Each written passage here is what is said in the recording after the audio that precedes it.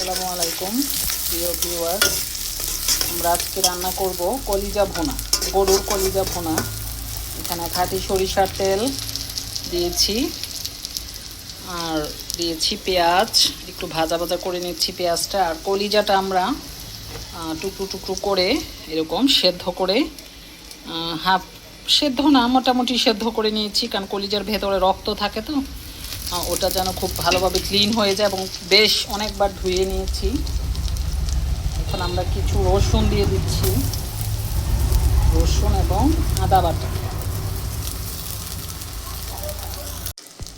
এখন দিয়েছি হলুদ এবং মরিচের গুঁড়ো।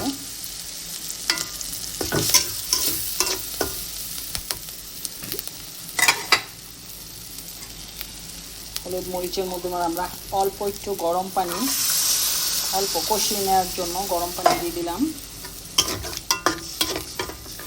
এবং এখানে আমরা একটা স্পেশাল মশলা হাতে তৈরি করেছি, এলাচ, দারচিনি,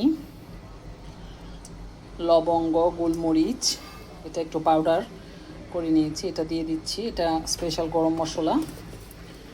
আর এখানে আমরা একটু লং অল্প পরিমাণ, খুবই, এবং সেই সাথে এটার সাথে আছে একটু জয়ফল, জয়ত্রী গুঁড়ো। এটা যেহেতু স্ট্রং ফ্লেভার, এই জন্য আমরা এটাকে অল্প পরিমাণে দিয়েছি। এখানে এখন মাংসটা কিছুক্ষণ কষিয়ে নেব। মশলাটা একদম কষে এসেছে।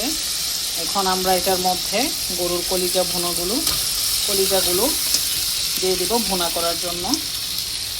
এটাকে আমরা একদম ঝোল করব না, একটু ড্রাই রাখবো যেহেতু ভুনা।